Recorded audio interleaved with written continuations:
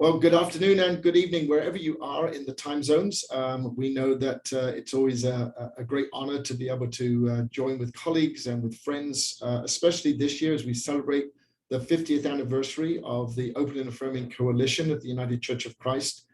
Celebrating that this year as we are shaping generations for queer justice and love in the United Church of Christ. And I am joined by three esteemed, powerful, and wonderful colleagues in this ministry as we share a dialogue this evening or this afternoon about the coalition, about our own personal experience of the coalition, but also about the reality of where the coalition is perhaps going as we celebrate this landmark 50 years of incredible ministry to the entire United Church of Christ. But specifically to folks of us who identify as queer somewhere on that spectrum, and the impact that both ministry and the United Church of Christ, and of course the ONA, has had personally for us as we have been able to go about our ministry in new and radical and open ways. So I am grateful for each and every one of you. I'm grateful for those who are joining us, and we're going to get started straight away. I'm going to ask you to introduce yourself. Obviously, if you could let us know the preferred pronouns that you have. And then if you would share with us the context of the ministry that you're currently involved in. And of course, if you want to tell us something about where you've come from on your journey, that would be great as well. But let's get ourselves started. I'll first just let people know I'm Reverend Dr. Neil Thomas. I have the absolute privilege and joy of serving as the senior pastor at Cathedral of Hope United Church of Christ in Dallas, Texas, as you can tell from my accent. It's been a joy for the last 7 years, just entering into my 8th year to be the senior minister here and building on a legacy of incredible ministers who have been here before me, and grateful for this opportunity. I'm going to start just on my screen. I see Pastor Lesley Jones is first with us, so please take it away. Well, good afternoon, good evening to all. I am, as Neil has stated, Pastor Lesley Jones. I pastor in Cincinnati, Ohio, where I'm the senior pastor of Truth Destiny United Church of Christ. I'm excited that I have been now pastoring 19 years, coming up on 20 years in January. And it's been, an awesome, and thank you so much for those accolades. It's been an awesome journey, these 19 years, to be a founding pastor of a congregation that was intentionally planted to be an open and affirming, welcoming place to all people. And when I say all, we really do mean all when we talk about inclusion, particularly radical inclusion, that has been certainly brought to us and taught to us by Bishop Flunder, Yvette Flunder. We welcome all, whether it's on the array of sexual orientation and gender identity and expression, even to and fluidity, even into your spiritual and religious practices and beliefs, to be able to sit with people and reason together. So excited about that. I've been a community organizer and faith organizer for 25 years, and am embarking on, continuing to train and lead faith and community organizers, particularly in the LGBTQIA community, and working to build a multicultural, multi-ethnic democracy. I think that democracy is under attack right now, and we, as people of color, BIPOC people, LGBT people, QIA people, we need to really organize ourselves, come together, and make some noise, or as it's been popularized in our community, act up a little bit and get in some good trouble. So glad to be here with you all today. Thank you, Lesley. And I'm sure we're going to be talking about some of those good trouble things that we'll be getting into later on in our conversation. Reverend Phiwa, so good to have you join our conversation today. It's wonderful to be here. Good greetings, everyone. I'm the Reverend Phiwa Langeni, and I use the pronouns they or he. And I am based in the Atlanta, Georgia region, though currently I'm in the state of Washington wrapping up a sabbatical visiting pastorship for someone who is returning shortly. And I serve at the national setting of the United Church of Christ in the office of the Center for Analytics, Research and Development and Data, or CARD with 2 Ds for short. And my role there is as the ambassador for innovation and engagement.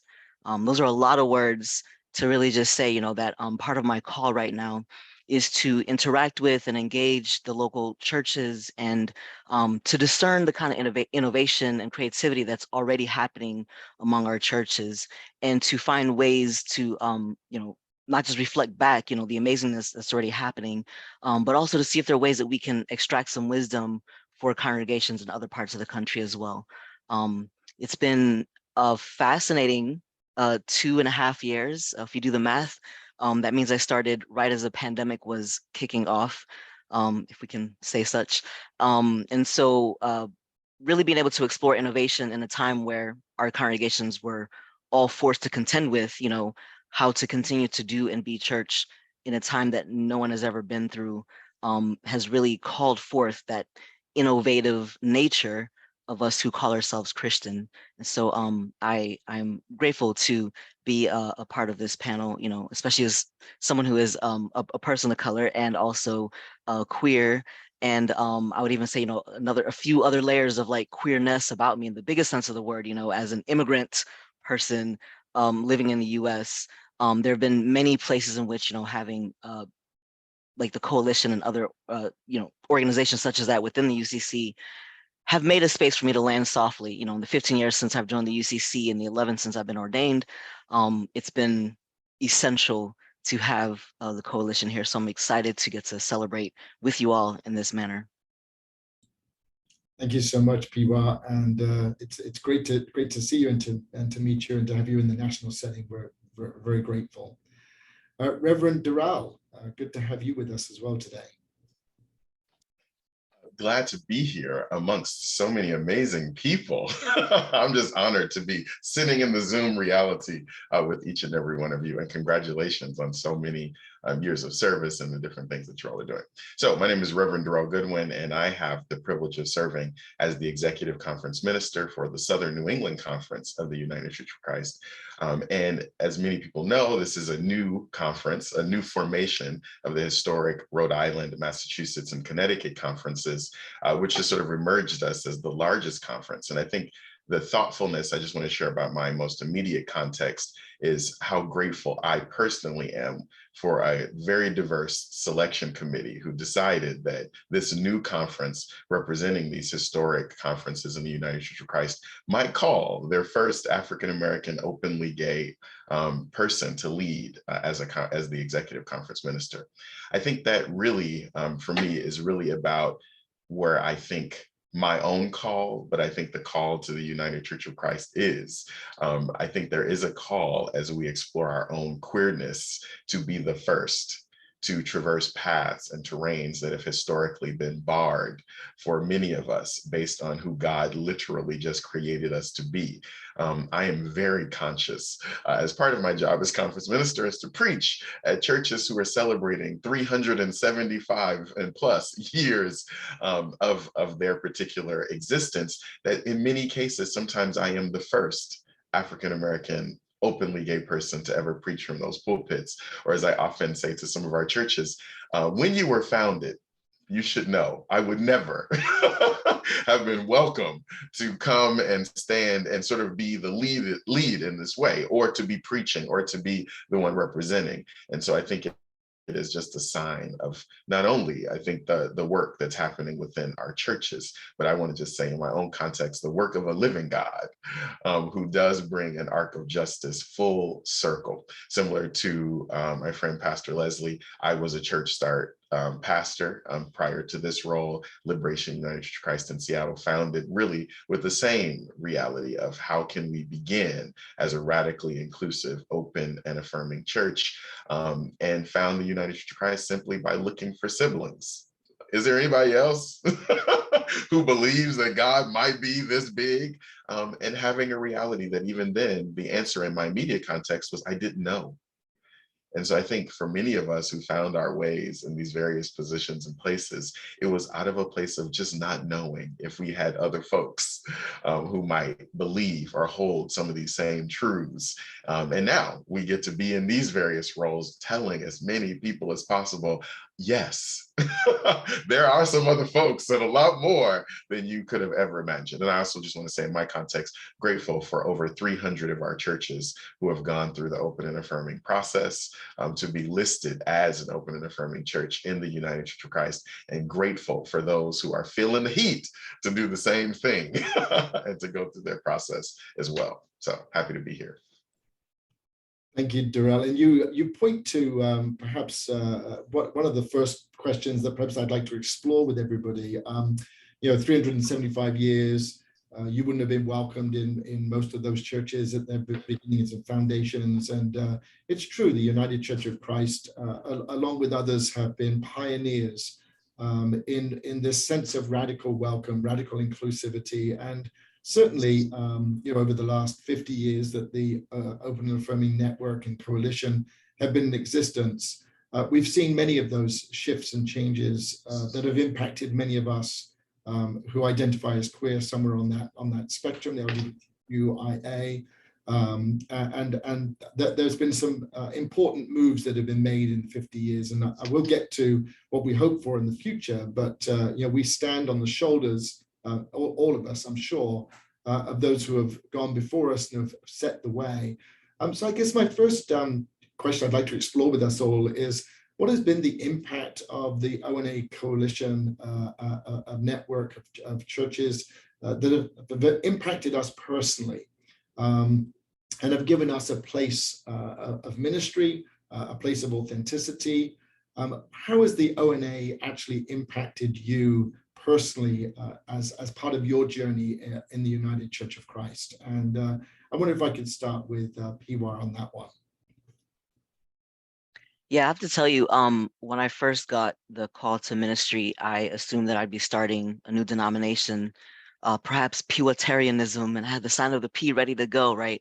And when I was searching for seminaries, I literally had like the whole book of the, all the accredited seminaries in Canada and the US.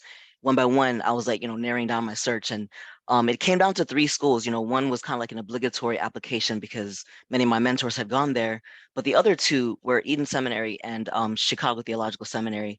And both of them were associated with the UCC. I'm like, UCC, what is this, right? And I went online, and I mean, if this were a film, the angels would have, sung as the skies opened, and, the camera, cinematics would have spun around me as I was like, whoa, like, what is this place that already exists? Kind of like Darrell was saying earlier too, right, about finding siblingship in a denomination that already existed, and some of the things that really struck me, were results of the work of the ONA Coalition, and so being able to, I know use the language of landing softly, but to find a home in a denomination that was striving to make sure that people like me were welcomed as Jesus welcomes, and beyond people like me who could be welcomed as Jesus welcomes, was really essential.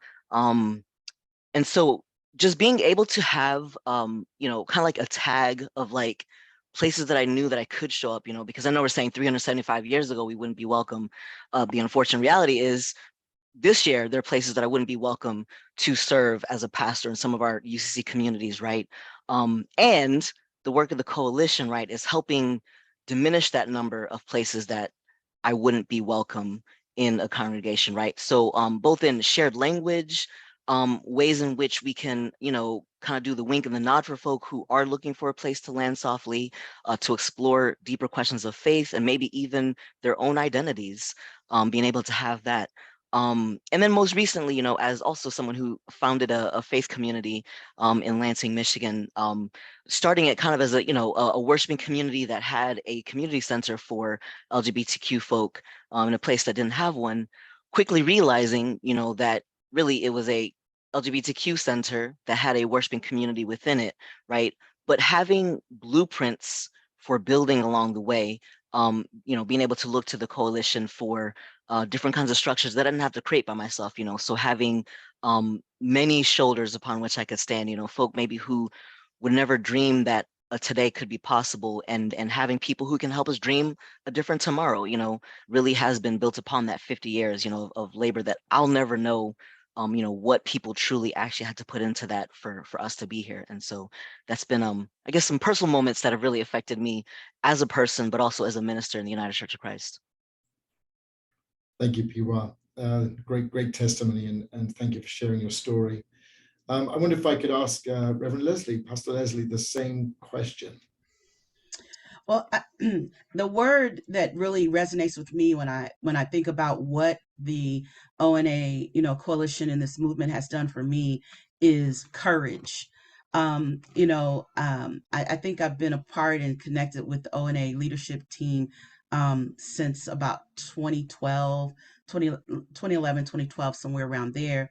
And it was a pivotal time for me in being first in an area in the OKI, Ohio, Kentucky, Indiana region, that when I founded Truth and Destiny in 2003, I literally was the only openly, same gender loving Black clergy in the region, not the city, not the state, the region. I couldn't find anyone else in the region. And it was a very scary place to be. And when we connected with the UCC in 2010, I found a home. I found a home within the UCC. And then people that looked like me, people that thought like me, that identified with God and Jesus and the Holy Spirit the way I did, to the fact that it was a welcome for everyone. But what the coalition really allowed me to do is to come in and become, I think, an even better leader, a more informed leader, and also someone who was able to sit in rooms. I've always been a lot of times the only one, right? The only African American, the only gay person, the only this, only that. But to sit in rooms with other people who were like myself, and to also sit in rooms with a diverse group of people, and sort of do theology together, do church together, bring Jesus and justice together. And so what I believe the ONA has given me is courage. It gave me the courage to stand up, and to keep showing up. Because there were many times that I wanted to quit. I was like, oh no, this is hard. I can go back over here and be quiet, love my Jesus, praise my Lord, and be all right. And things would happen.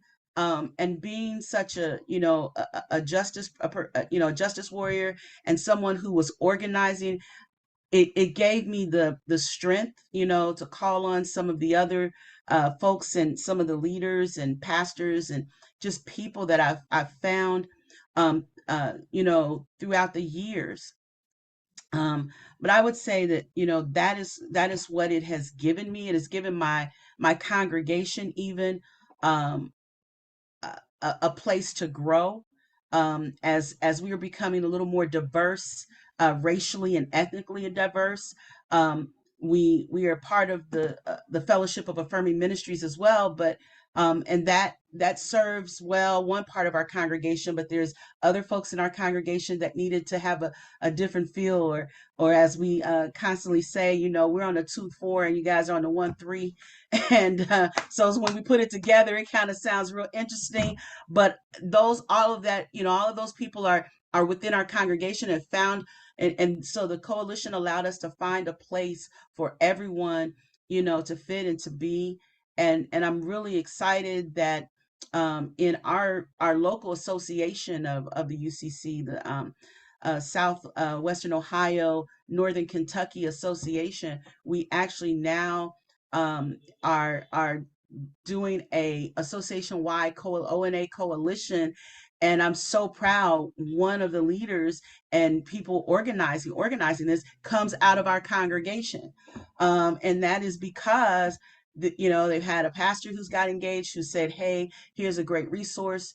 And we've been able to talk to a lot of our churches in our association and the pastors, and they're making that journey to still discern. And so I'm just wearing a big C. I know I have a C on my shirt right now. It says change.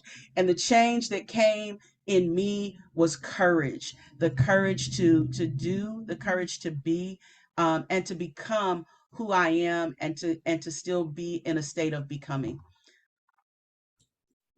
That's beautiful, Lesley. Thank you. Courage. I think back to the 50 years ago and the amount of courage it took for those first folks just to step out, and perhaps, you know, weren't sure exactly whether they would be welcomed in their fullness and their identity. And yeah, we get to stand on that today. Thank you.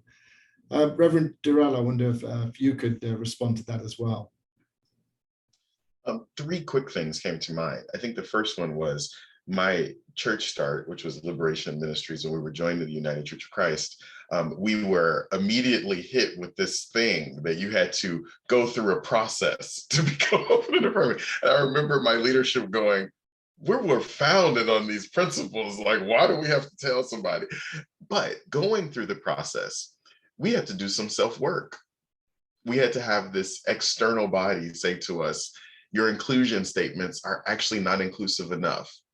You haven't been as thoughtful about the trans community. You need to be thinking about these other things. And in this moment where we felt like, but we got that, there was this invitation that the coalition and the process invited us to as a congregation to stretch ourselves beyond that which we were aware of at the time. And some of it was about inclusive language. Some of it was about the posture of welcome that we thought we were doing extremely well, but having a highlight challenged. So that's the first one. I'm grateful for that, because I think that was a shaping for my ministry, but I think it also has continued to curate who Liberation United Church of Christ is, even 4 years beyond my pastorate. When I was pastoring a church start, and then also decided to pastor another UCC church, was a 125-year-old church. They were calling their first African-American pastor. I think the last person who had preached there was Booker T. Washington, who was African-American before me. And they had in their in their documents that they were one of the first churches to go through the ONA process. And I was very consciously aware that the 20 plus years in between that vote and my arrival, I saw it as a preparing period, right? That a thing had been done, a vote had been made, but it took that period of time for the church to live into it. And I think, again, sometimes this ONA process is an invitation to a process that's one step, but then it continues to grow. Now, prayerfully, not 20 years, friends, but in that reality there. And then I want to say the final experience I would think in terms of ONA is I had the honor of serving as one of the first associate conference ministers for the Tri-Conference, Iowa, Nebraska, South Dakota, that were coming together.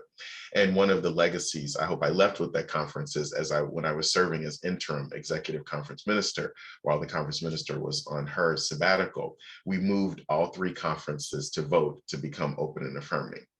And it did it from the board level, and it sort of mediated out to the churches. And what was powerful for me about that is how we came to do it. And I think the ONA process and the coalition was a foundational element of this. We said to our churches, we are not voting on whether or not a population of God's people are welcome. You're voting to assure people that you're not the people that said they're not. Like, I think some of this is we've created a reality where people have to somehow affirm something. Whereas I was saying, not affirming it, you are boldly saying that you are discriminatory, that you are homophobic, that you are transphobic. And so we're making a vote to declare that we won't be those things. I don't know that I would have had the language or the process or the framing were there not for a legacy of work that had happened in the coalition that sort of led me up to that point. I think those are the kind of touch points that each of us and anyone listening to this can find a through line in their ministry of either how the O&A process or the coalition, and one of the same, either challenged them, invited them, gave them the language, gave them the platform to sort of be where they currently are. And those are just 3 examples of how it played out in my own ministry. That's fascinating, Darrell. It's very similar for us at Cathedral of Hope. When we became a United Church of Christ, and of course, many see the cathedral as the largest predominantly LGBT congregation in the country, perhaps even in the world. But going through that O&A process, I think highlighted for us even 20 years ago when we became a United Church of Christ, that same sense of there are still some things we have to think through in order to really claim to be a part of the United Church of Christ and the O&A coalition. Our conference is also beginning this process of gathering a statement that will say as a conference that we are O&A. So I'll be interested to perhaps follow up with you at some point about how we do that as a conference. I think it's fascinating. So some of you know my first 25 years of ministry were in the metropolitan community churches. That's where I was groomed. It was a place where I was born into and lived into. It's been a denomination that I still have deep connections with and love. Cathedral of Hope was a metropolitan community church before it became a member of the United Church of Christ. As we think about, those of us who are queer identified and who are ministering in the church, grateful to the work of the O&A, and certainly 50 years in, a radically different denomination now in the United Church of Christ than it was 50 years ago. I wonder if we could just reflect for a little while on what our queerness brings to ministry, what it brings to our communities, what it brings to the lens through which we view ministry and church, and especially as we still live in a world that's pretty polarized, obviously, perhaps more polarized than ever before. We're seeing the rise of Christian nationalism. Certainly that encompasses racism and homophobia, transphobia, and all of the things that many of us who stand in pulpits every week have to grapple with. And so I wonder if we could just reflect for a little while, both for ourselves, but also perhaps for those who are sharing this time with us, what the impact of our queerness has had on our own ministry, on the lens through which we look, and perhaps even the impact on the congregations or the settings in which we find ourselves ministering. And I'll move around a little bit, but I'll start with Reverend Darrell. If you could kind of reflect on that for a little while, and then I'll move to Reverend Lesley, and then to Phiwa. In the middle of the pandemic, Reverend Dr. Chris Davies and I did a webinar for the United Church of Christ called Queering the Church. So I'm going to say, we'll go watch that. There'll be a piece, I'll pull a couple of pieces out of it. One of the things that I proposed in that, or posited to folks listening, is that anytime you're choosing to do something that is forming and changing and stretching, you're queering something. The fact of the matter is, every one of us, when we walked into the sacred spaces that we now lead in, we were, quote, queering that space because we were stretching it. We were branching out in it. We were helping people realize that which you've, quote, defined as normalized or traditional or whatever, God is still doing a new thing. I think that, to me, is how not only churches who've gone through the O&A DNA process, but I think folks who have a queer identity have continued to shape the church. And I think the beautiful part of queer identity, right, is it is an invitation in some ways to stop compartmentalizing ourselves and to bring the fullness of who we are. I am born and raised in the Black Pentecostal church, and somehow getting mixed up in the UCC didn't somehow take that away.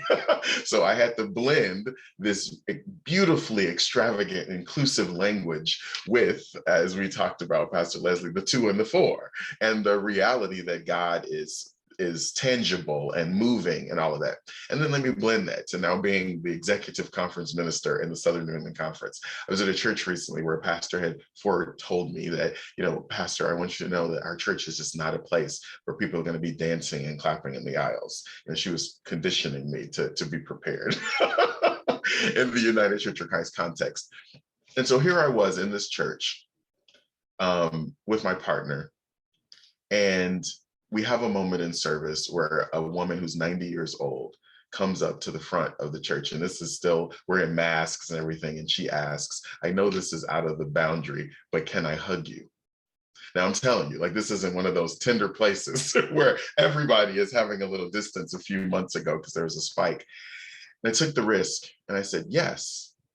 And I hugged her from the chancel, and she pulled away with tears in her eyes, and she says, I want to be a member of the church you're preaching about. It still captures a part of my heart in this moment.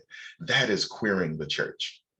And I want to be very bold here and say, only folks who have come from identities that have been marginalized and minoritized have the ability to bring the Spirit of the living God in such a way that a church who does not clap and dance in the aisle, that Sunday, they were dancing and clapping in the aisles. And here was Mama at 90 saying, I want that church. I didn't grow up with it. I didn't see it. I was born and raised in the United Church of Christ, but I want that church. I think queer folks toggle the system enough that she wanted it at 90, that the rest of the congregation wanted it.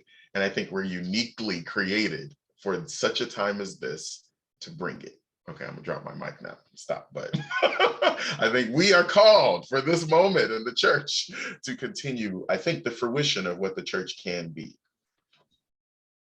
That was definitely a mic drop moment. Thank you for sharing that. I kind of reflect on your words and the words of Bishop Flunder, who claims a similar dialogue, especially in her book, Worship Church on the Margins, and speaks about how our queer identity or our marginalization is really where ministry happens. And I think that there are some powerful testimonies for many of us around queering the church. Reverend Lesley, I wonder if I could impose to ask the same question. But after that mic drop, I'm like, boom, there it is. What else do I need to say? Like I'm shouting right now, right? You just, that was very powerful, Reverend Darrell. I really, resonate deeply with what he said, and having a very similar, experience of being brought up. I really was literally brought up Baptist Methodist Catholic, attending Catholic school. My father was Baptist. My mother was not just Pentecostal, she was PAW, Pentecostal Assembly of the World. And when I was 16, I fell in love with the Kojic Church. And through my young adult years, that's what I did. But I found a place also, while culturally, while spiritually, I thought these were the places, this is what I knew. I never found myself in a box there, though. I was also always the kid who got put out of Sunday school class or had to go to the adult class because I had too many questions. And my questions were always, well, why? Why are we seem to exclude people, but it seems like Jesus welcomed all. Jesus went among the people, why is our pastor always in an office? You know, and found myself, you know, because of course, I had issues and struggles with my sexuality. I knew at a very early age. I knew two things very confidently by the time I was 5 years old. I was attracted to girls and I loved the Lord. I knew those two things with the utmost confidence. So confident that I'd say things that now I look back on and it's like my grandparents probably just thought, oh, bless that Lord, bless that child, Lord, you know, because I would say things, you know, like I'm in love with my aunt, or I, you know, want to marry her or something like that. But I love Jesus all at the same time. And, you know, I was never scolded for that, but it was never quite a fit. It was never quite a comfortable place. But there was something that I also knew, and this is what I believe, you know, and certainly agree again with Pastor Darrell, that queering, you know, is a change, any kind of change, anything that you're doing, anything that is different from that process. So, but what I believe, my my sexual orientation, my gender identity, what it does for me, and the community of people that it's put me in. There's an old song we sing, "This little light of mine, I'm gonna let it shine." Well, I believe that the who-ness of who I am, the otherness of who I am, makes my light shine brighter. It makes it brilliant. And so what I bring and what I believe, the community of people, that identify the way I identify or can identify with me, is we make what is already light even brighter. We make it shine brighter. I think about, I look outside, and you know, the property literally that we are on, this used to be a former United Methodist church. This church held out to sell this property specifically to Truth and Destiny based on our vision. And our vision simply was to boldly proclaim the love of God to all people. Right? That was our mission. And we sent them that mission statement. And he said, well, how are you going to do that? By loving the people, feeding the people, you know, welcoming them in. And they could have taken and they said, you know, no, we're going to wait for you. And they waited for us to buy this because there was something about the light that was in us, the joy in a neighborhood that is transitioning. This was a very up and mobile neighborhood that's now in some ways on a decline. But this little this little sanctified girl came along and said, we got light, right? And we're going to make it shine even brighter because of who we are, because we bring the color, we bring, you know, we bring the noise. That's what I always tell my congregation: let's bring the noise, let's bring the color, and make something that is light even brighter. And so now, for literally 141 years, the property that we are on, the land that we are on, has been a place of light and hope in this community. And it has been transitioned. It's gone through a transition. And I believe we're the next evolution of that, to bring and make it even more brilliant in our city. And so I believe that is what we, as people who identify, you know, with this flag in my background, with being open about who they are. And that's the key. When you can have a movement, you know, with the O&A movement and the coalition, and allowing you to just be who you are and not be inhibited, my light shines brighter and brighter. And so I'm like the wise, you know, bridesmaids, or virgins, whichever way you like to say it, right? I like bridesmaids, but I'm like the wise ones who come with the oil. And I believe that extra oil. So when I look at my sexuality as a gift from God that helps me to bring and sustain the oil and make the light brighter. Well, I think we just had another mic drop moment, and I really appreciate. I know we're going to have a third one in just a few moments, but Yeah, I'm not even going to comment. I'm just going to go straight over to Phiwa, and I'm looking forward to the next third mic drop. I'm ready for I'm that. gonna carefully place the mic down, because having worked in AV and all, you don't want to drop the mic. So also no pressure. Um, this may feel like a strange thing to say, but Jesus is underrated, particularly in our UCC churches. Sometimes I would say, like some of the others already named, right? So my approach to queerness, really, looking at the widest sense of the word, queer, meaning that which is not like the rest, right? With that in mind, there's queerness all over the Bible. I mean, from the very beginning, all throughout the prophets and Jesus, everything about Jesus was queer. Now, I'm not gonna make arguments about his sexuality or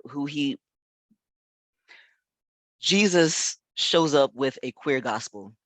And if the gospel is not queer, I might even boldly say is probably not the gospel, right? And just looking at the ways in which Jesus moved in the world, right? Someone whose family didn't get what he was trying to be about, living into his truth, becoming who he was called to be. He had to create a chosen family. And that's who he rolled with, right? To engage in his ministries, to be whole, and not just so that he can be whole for himself, so that others could also have wholeness. And so I feel like, a lot of the ministries that we're hearing about even now, and the many that I've, have not yet encountered, Coalition, leading with queerness, particularly in relation to the gospel, right? I feel like is the most authentic, that allows us to not dull the shine that God has breathed into every one of our bodies, right? And being able to, I guess, engage the gospel in a way that allows us to not just have room for our whole selves, but in that wholeness, making room for others and their wholenesses, right? And I think this is an especially important message now, that in a increasingly divisive culture that has forgotten the art of communication, maybe not forgotten as much as like it's been monetized, the neglect of the art of communication. It is essential that we understand and learn better the queerness of Jesus, so that each and every person might have life and might have it abundantly. And it's that queerness in Jesus's story that actually has made room for me to be a clergy person, because without it, I don't see how I could be all of who I am and still be able to be, a spiritual leader, particularly a Christian one.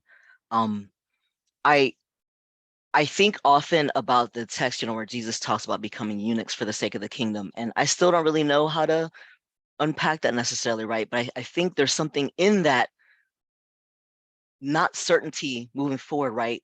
That really embraces the queerness of like, becoming queer for the sake of the kingdom. How do we step away from systems that are almost always about prioritizing some over most, and like queering how it is that we organize culture, queering how it is that we do church, queering how it is that we say we love and care for folk, but then put them through a deserving test, right? Queering how it is that we truly love as God has called for us to love, even if we don't like each other. That's a distinction that I hold very closely to my heart lately, so I can love as God would have us love. But truly, if it's not queering, I don't believe it's really of God, and so we can, expand and diminish, get creative about that definition of queering. But I truly believe it moves beyond one's genitalia or who they're who they're partnering with and whatnot. And really it's about how do we get to fully engage the diverse creation that God continues to pour into our lives, that we're constantly transitioning. I am not the same Christian I was when I was 5, and I can thank God for that, right? And so beyond even just my gender identity or sexuality, like I am a person, as Liz said, becoming, right? Being able to be courageous enough to become who God is continuously yearning for us to become. And that to me is one of the queerest things I can do. beyond just my sexuality or gender, right? But like that my whole self is a queerly beloved self, and in my posture and acceptance of being a constantly becoming person, that's how I can truly attend to the gospel in a way that leaves me not just teaching, but also learning and learning and learning some more. Perfect. Beautiful. Thank you. Thank you. Thank you. Thank you. Thank you to all of you. I mean, just incredible moments of profound witness, profound statements, and just a profoundness that I think will resonate with so many who are participating in this dialogue this evening. We're kind of coming to our end of our time, unfortunately, because I could just continue in this conversation with you for forever. It's just heartwarming and appreciative. You know, we're celebrating 50 years of ONA and the leadership of the ONA and what we stand on as the ONA. But I would probably just want to end our conversation with just thinking about the future. What is it that we hope for? What perhaps might be the challenges that will face the ONA coalition, or perhaps even what are the opportunities that you would like to see as we step into the next 50 years of our incarnation together as a coalition? And maybe unfair, but I'm going to start with you again, Phiwa, because you're at the denominational level as well. But I think it would just be interesting to think. To ask you, what are your hopes and aspirations for the ONA? All right, hear me out. My hope is that the ONA coalition no longer exists. I want for us to be in a world where we don't have to continuously educate and teach people that this is literally the right thing to do, that this is what God does and has done, what Jesus does and has done, that we are to be able to see each other as whole people, not to, diminish, one's race or gender or sexuality, whatever that may be, right? But that we can be whole people in ministry or on this planet with other whole people, right? And not having to need something like the ONA coalition to advocate on our behalf. But until then, right, I'm very grateful that it's here. But my hope is, my vision, right, is a world where the ONA coalition doesn't have to exist. Maybe it'll exist because we like it, like because we throw the best parties or whatever, right? But not because we have to exist. That's definitely my vision for the future. Thank you. And the same question to you, Reverend Darrell. As soon as you asked the question, Neil, the image that came to mind was the Sankofa bird, which is a significant part, I think, of African and the African diaspora tradition.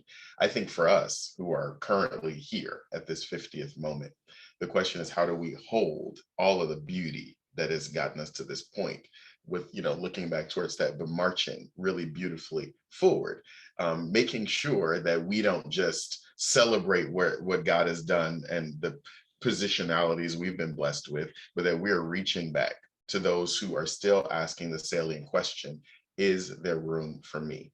The unfortunate part is, at 50 years, I still encounter people who don't know that the church like this exists, that a coalition exists, that any of this is even possible.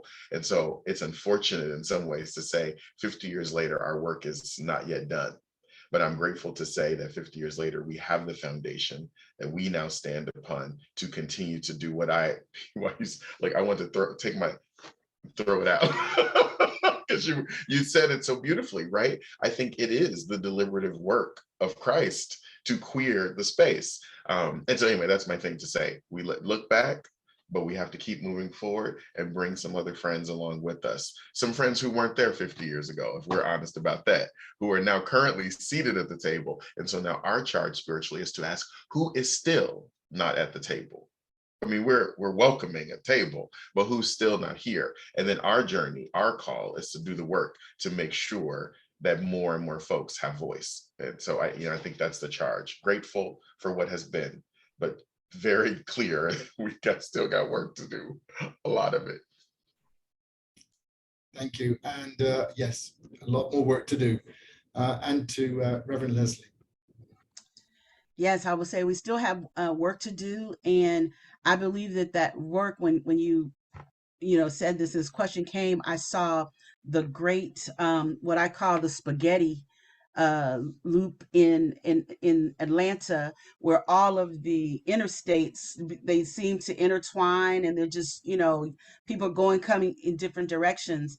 And when I saw that, what I see that is the intersections that the work of the ONA Coalition is that intersection. It is that place where all people come, because there are still so many that are not at that table and not in these spaces. But I really envision a more uh, um, a group of people that are grounded in the work of intersections, the work of bringing all people, that, and we see that, and saying, to those people that you have a place, you have a space here, um, and that everyone is I want to say comfortable, but I don't even know if comfortable is really the word, because I think it is the becoming and the living into that space. Because even though I want to be honest here, I think that even though we have made these strides over 50 years, I still think that there are people who are not comfortable, who are still challenged. And so to what Reverend Phiwa said, when it becomes, the norm, so to speak, when it becomes the way it is, and so in that sense, the coalition works itself out of a job into then becoming a guardian. And that's my vision for us, to be the guardian, to keep it and uphold people at those intersections, and to see the change that we've really wanted and worked for. Well, can I get an amen? I mean, friends, you have fed my soul, my spirit. Just being the person who helps moderate the comments, I have been ministered to by you today, and I am forever grateful. I sincerely hope that those who have participated today have that same feeling, that same hope. The future of the church is bright because of each and every one of you. I know that the ONA and the UCC are the better because of you, and we will continue to queer the church and queer our space, and do what we need to do to ensure that a future generation will not only feel safe, will feel comfortable, and that they will get to love Jesus in the same ways that we have demonstrated our love for Jesus today. So I want to say thank you, and just to appreciate your time, your energy, your ministries, to lay a blessing upon them, and to know that God is already fruitfully going before you and preparing even greater things for every single one of you. Namaste, shalom, grateful, Ubuntu, thank you, thank you, thank you. And with that, we'll say good night.